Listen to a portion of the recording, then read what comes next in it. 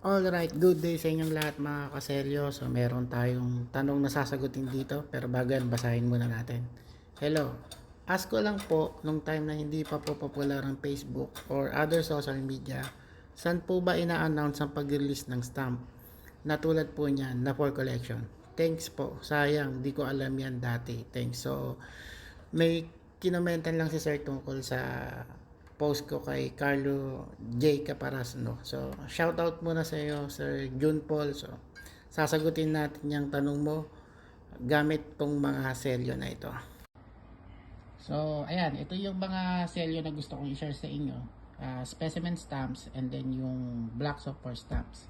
Okay, so, pero bago yan, dako muna tayo dun sa tanong.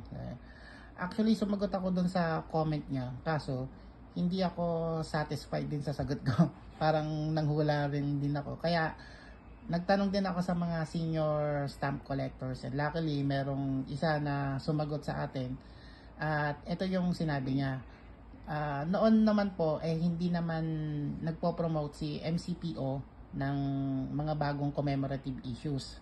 So, malalaman mo yan kapag pumunta ka sa Central Post Office and pumunta ka sa philatelic section o yung sangay ng philatelica. Matatagpuan yan dati sa ground floor ng MCPO. Doon makikita nyo na merong philatelic bulletin at saka mga ganito, specimen stamps. So, dun sa philatelic bulletin, pwede kang kumuha doon. Actually, may gusto rin akong ipakitang dokumento sa inyo. Kahapon ko pa hinahanap. Yun lang, di ko makita. Isa yung press release. Minsan, pinamimigay yon sa mga pahayagan o yung mga tabloid para i-promote din. Kung gusto nila mag-promote ng stamps, pwede naman. So, yun yung copy nila. And dito naman sa specimen stamps, actually, libre lang naman daw ito dati.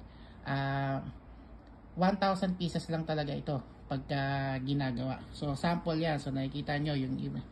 So, yung nakikita nyo, nakabura yung face value niya, tapos may nakasulat na specimen. So, pagka single issue, katulad nito, 1,000 peraso lang yan. So, pag C tenant of pairs, ayan, so tag 500 lang kada isa. Okay? So, pagka black soap 4, tag 250 lang kada isang selyo. So, 1,000 lang talaga yan. Para lang makita ng mga stamp collectors kung ano yung magiging itsura ng i-issue, no? Na selyo. And then, dito naman sa black soap 4, ito naman ay in-issue para sa kanilang 25th year anniversary. So, ito ay 1972 release.